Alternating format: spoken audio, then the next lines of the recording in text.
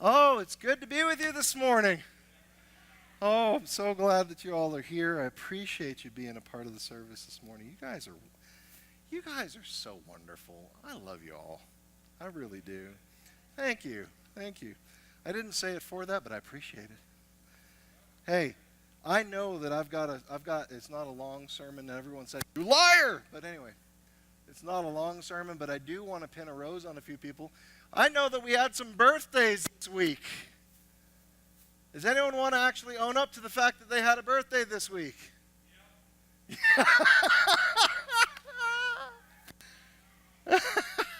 How many birthdays do we have in December? Raise your hands. How many? Look at this. Look at this. How many of you had one late November? Raise your hand. Jamie, don't you put your hand. There it is. There it is.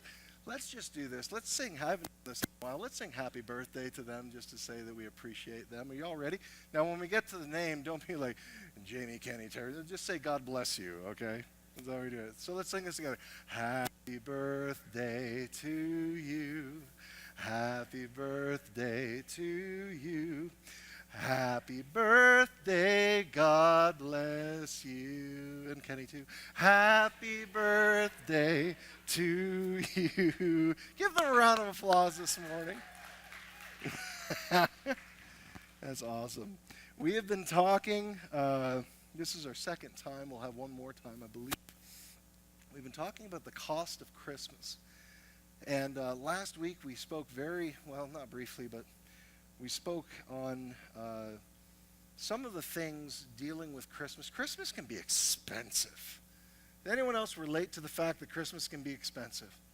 How many of you like receiving from the expense and the gifts that come in? Raise your hand. How many of you are the ones that love to give away gifts and bless other people? Hey, that's awesome. That's awesome. How many of you are both? Perfect. Perfect. It is the season to give gifts. And why do we give gifts? Because we receive the greatest gift of Jesus coming into the earth. And this is the reason of why we exchange gifts with one another. And it can be expensive, costly, to buy all of those gifts and spend all of that money. But you know, giving gifts at Christmas is an expression of love, and love is always worth it. Do you know that there are things that I remember, and I know that they're inanimate objects or they're just whatever, but when I remember and think back on Christmases, I don't always think about the gift that I got, but I always remember the love that my parents showed me by giving me the gifts. Love, man. And love is always worth the cost. Always. So Christmas has always been an expression of love. From the beginning, it came with a cost.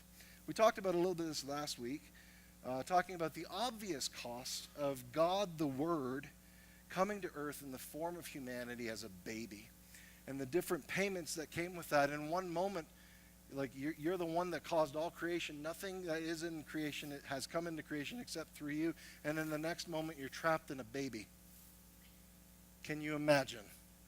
Good night. We talked about it last week, but we talked about that. We also talked about Mary's cost last week. And for those who weren't here, Mary's about 14 years old at the time of the angel Gabriel visiting her. And he gave her a huge download of information that she processed very, very quickly. She never doubted. She just asked for one question of clarification. Said, help me to understand. How is it possible, me as a virgin, that I'm going to carry a child? And the angel explained it, and after he was done, she said, let it be unto me as you have said.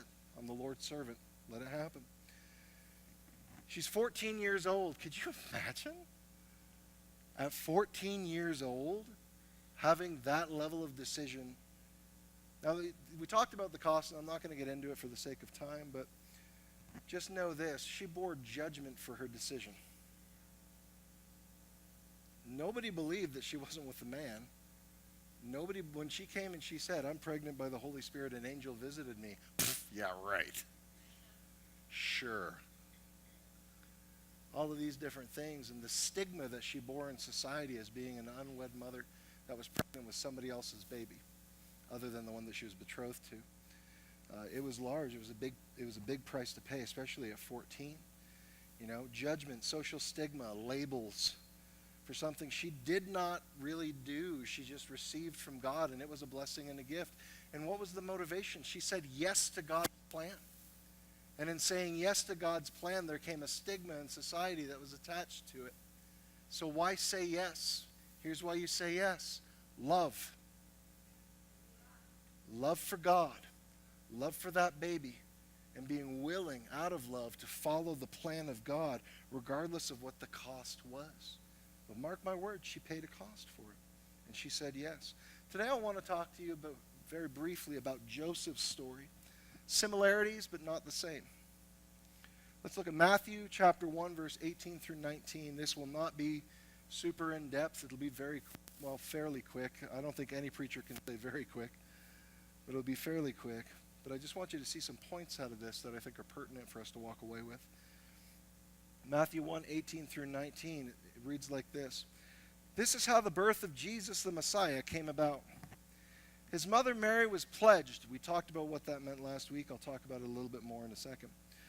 His mother Mary was pledged to be married to Joseph, but before they came together, she was found to be pregnant through the Holy Spirit. But Joseph, her husband, was faithful to the law. Well, that's an interesting statement, isn't it? Faithful to the law. And it goes on and said, and yet did not want to expose Mary to public disgrace. He had in mind to divorce her quietly. Points of clarification. One thing you need to know is that back in the day, in the first century church time, when you were pledged to be married to someone, that was equal to having a contract with that person. That pledge, that betrothal, much stronger than our understanding of engagement in today's society. If you were pledged to be married back then, the only way that you could break the pledge, before you have actually had the ceremony of being married, the only way you could break it was to have a certificate of divorce issued to break off your pledge. And this is why he says in this scripture that he had in mind to divorce her quietly, because people go, well, wait a minute, she's not married yet. You have to understand how serious the first century Jewish community took marriage. It was highly, highly, highly serious, because marriage was a picture, and still is, a picture of man and woman coming together and becoming one. It is union and unity, and they are becoming one in the sense that they are joining each other together, much like in the sense of the picture of God and us. We become together in the sense that we are betrothed to him in a platonic way, where we come into a relationship where we become husband and bride. That's why Paul paints us out to be the bride of.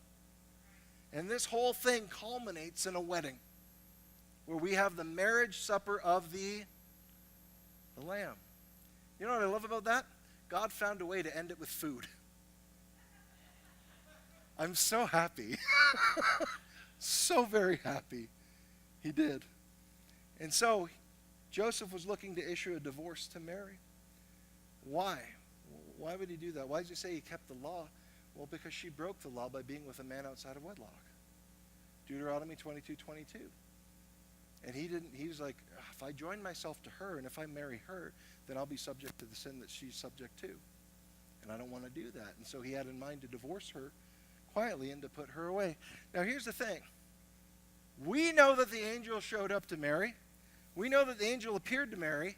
She might have said that to Joseph, but if you were Joseph, what would you think? An angel showed up. Okay, you're a 14-year-old and you're a really bad liar. You're telling me a complete story here. And so he's looking at this. Mary's pregnant, right? She's saying it was by the work of God. He's going, okay, this is a little too far-fetched for me to be able to buy into and believe. I don't know if I can buy into this. This baby isn't mine. He's thinking what everybody else is thinking. She cheated on him. And so what does he say? I don't want her to be publicly disgraced, so I'm going to figure out a way to be able to divorce her quietly. Now here's the thing. The Bible doesn't talk a whole lot about Joseph, but here are two things that I know about Joseph that I can say beyond the shadow of a doubt. Number one, Joseph loved Mary. He absolutely loved her. And number two, Joseph is an honorable man. Could you imagine the emotional turmoil that he must have went through, where he's pledged to be married to Mary, And she comes to him, and she's pregnant. The emotions that he must have went through in figuring out and wrapping his mind around the whole thing, where he's not believing. He's not believing her story, and he loves her. And let's just get real in humanity for a second, okay? Human beings can be spiteful. Human beings can want to take vengeance. And in a lot of instances, when someone cheats on somebody else, their first motivation isn't thinking about the other person. Their first motivation is thinking about what happened to me. That's not Joseph. That's not Joseph. Joseph's thought went to, I need to divorce her because I can't be party to what she has done, but I want to do it quietly so as to save her from public disgrace. That's a gracious man. That's a loving man. That's an honorable person. And this brings me to my first point that I want to bring to you. We don't show honor to people because they're honorable. We show honor to people because we're honorable. If giving honor to people was contingent upon their behavior, then it wouldn't truly be honor, would it? It would be dependent on what we like and our opinion towards things. We show honor because we're honorable people.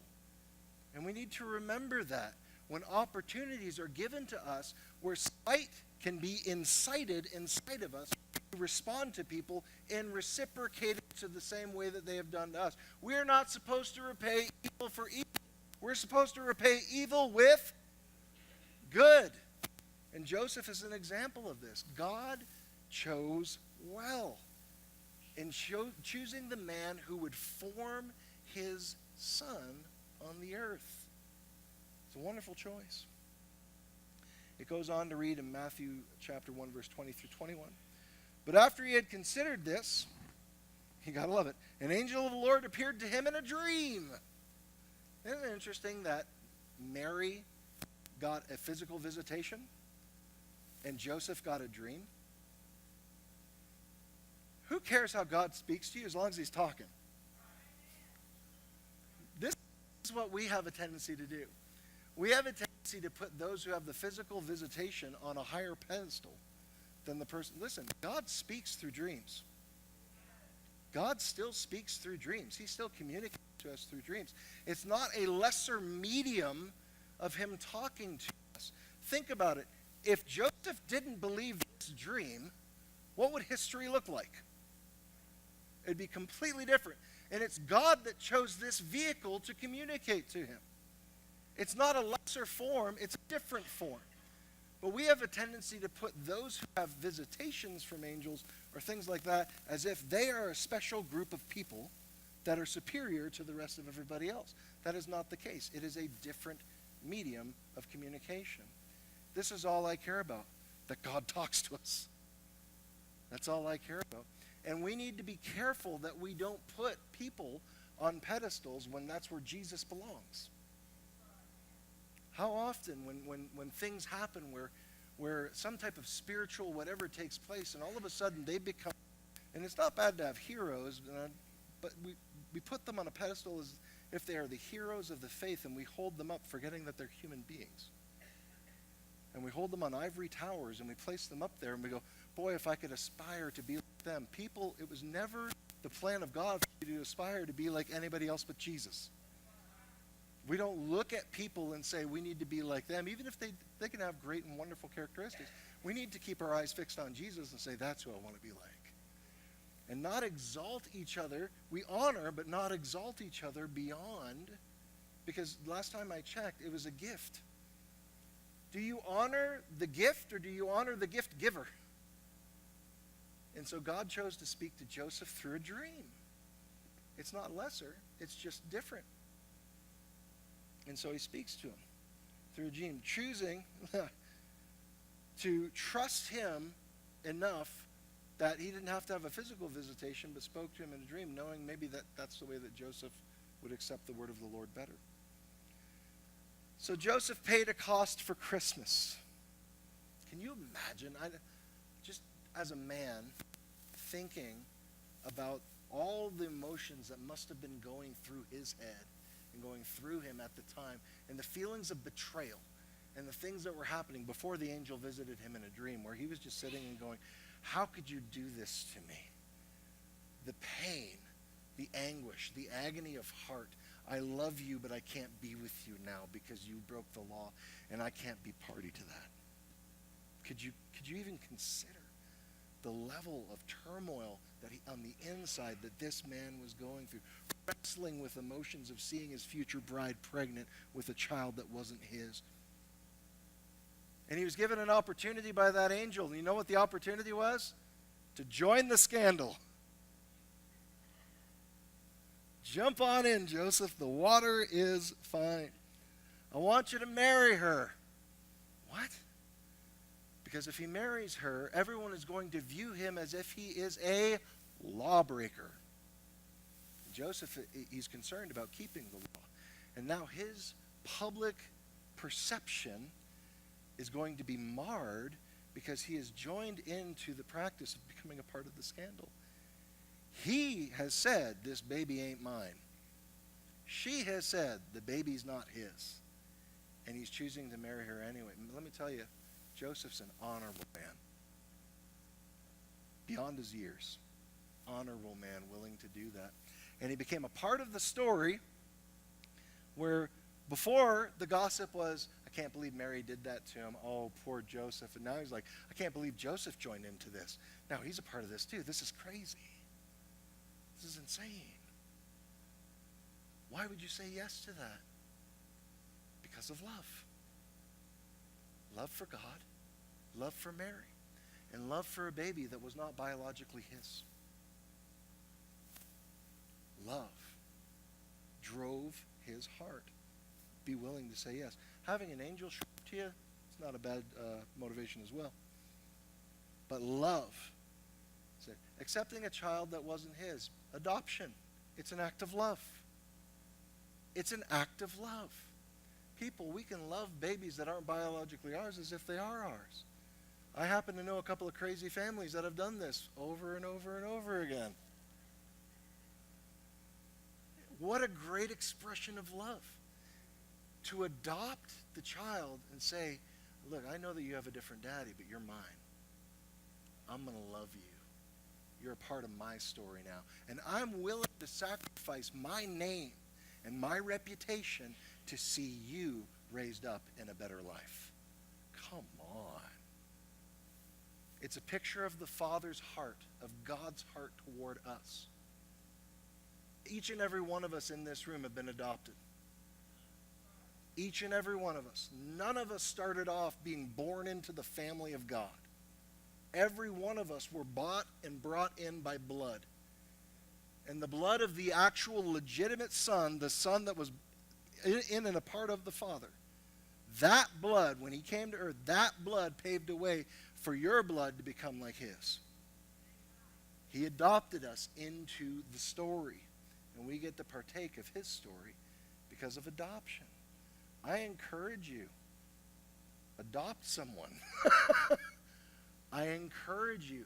And I'm not even talking about, listen, I'm not even talking about going out to an adoption agency and getting kids. I'm 100% for that.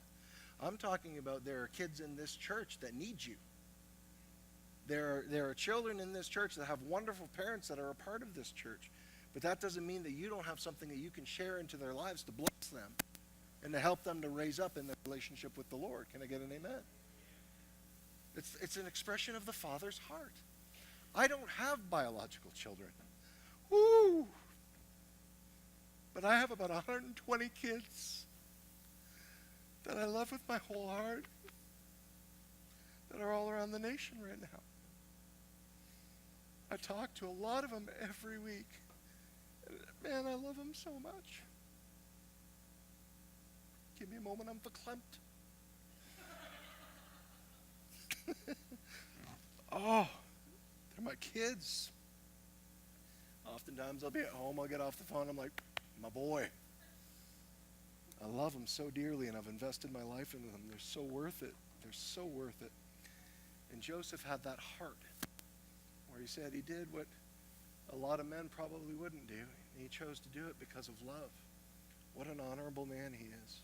What an honorable man. So, moving on. Matthew 1:22 through 23. All this took place to fulfill what the Lord had said through the prophet. The virgin will conceive and give birth to a son, and they will call him Emmanuel. You know, the plans of God don't always get perceived by us. We think that it'll be clean and nice and in order and in all these boxes. That's not always how it works. The plan of God was always for a virgin to give birth to a son. That means that there was always going to be a level of scrutiny and scandal that revolved around that. But it was God's plan. Some of the things that happen to us that we kick and scream against sometimes are for our betterment when we don't realize it. Because God's in it. Now, I'm not saying God has done evil to you. Don't misunderstand me and hear me. What I'm saying is that God is an incredible and awesome Redeemer. And he has great opportunity to be able to do so when things go wrong. Does this make sense? So we see verse 24, 25, when Joseph woke up, he did what the angel of the Lord had commanded him, took Mary home as his wife, but he did not consummate their marriage until she gave birth to a son, and he gave him the name Jesus. Joseph was an honorable man. This is one of the reasons that God honored Joseph to raise his own son, because he was honorable. Joseph could be trusted to do the right thing, even if it cost him. Oh, let that be said of us, that we would be of the same stuff. Joseph paid a cost for Christmas, wrestling with emotions, choosing to join the scandal, pregnant fiance, getting into the story, accepting a child through adoption that wasn't his biological own. You know, that followed Jesus all the days of his life. That followed him. And what am I talking about? That Joseph wasn't Jesus' biological father. When we look at John chapter 8, verse 39 through 41, we see this. This is him when he's talking to the Pharisees. We're just a joyous group of people. Always a wonderful time of having conversation. Never tried to trip them up once. It says, they answered and said to Jesus, when he was talking about the Father, he said, Abraham is our father. What were they saying when they said that to him? We know who our daddy is. Who's your daddy? That followed him. That little scandal aspect of Joseph not being his biological dad and not knowing the full circumstance of what happened and all that reputation carried through to the point where he's about 31 or 32. And they're looking at him and he's saying, my father, my father, my father. And they basically said, we know who our dad is. Who's your dad? It goes on. He says, Abraham is our father. And Jesus said to them, and I love Jesus because he's so fast. So fast. Said to them, if you're Abraham's children, do the deeds of Abraham. Implication being, you're not. But as it is, you are seeking to kill me, a man who has told you the truth, which I heard from God. This Abraham did not do. You are doing the deeds of your father. Oh. Who's their father? Could it perhaps be Satan? And they go on to say this, and this is how you know the clincher. We were not born of fornication. That's low down dirty. With the implication being that his mama cheated on Joseph. We were not born of fornication. We have one father, and it's God, with the implication being that God is not Jesus' father. And yet, of all of them that were in the conversation, the only one that truly had God as their daddy was? Yeah. People's opinions, they're like garbage cans. Everybody has them, and some of them stink. It's truth. It's truth. So don't be moved by what God has to say. Be moved by what God has to say. When God has a plan for you, regardless of how humanity looks at it, you stick to your guns and following what the Lord wants you to do. Because I guarantee you, they will talk. Because that's the number one sin in the church. A lot of people look at it in different ways. I'll tell you what the number one sin in the church is. It's gossip. Number one. Like, well, what about sexual sin? Oh, no, what about cheating and stealing? And no, gossip. Number one. And that's why James 3 talks about the tongue and taming the tongue, the things, because that's the number one thing that needs to be cut off and shut down. But it's also the thing that seems to keep on coming up and up and up. And here we have it with him. They're carrying on the gossip and slandering his name. Don't listen to what they have to say. Listen to what God has to say about you. Why? Their opinion is not going to affect your eternity. So listen to the one who has the power to do so. So Joseph said yes to God's plan. Why? Why say yes to God? Why pay the cost? And we know, love for God, love for Mary. I almost said love for money. Love for God, love for Mary, love for his child that wasn't his biologically, but became his through adoption. Love is willing to pay the cost regardless of the price, because it all comes down to love. Bow your heads with me if you would. Love will count the cost. Love is willing to pay the cost, and love says it's worth it. Even more so, love says you're worth it. In this season of Christmas, let love live through you. I'll say it again. Let love live through you. In this season, be willing to love till it hurts, because that's the type of love that God gives to us. Let's love one another, and let's love the unlovely this season and show them the love of God. Let love live through you. In Jesus' name.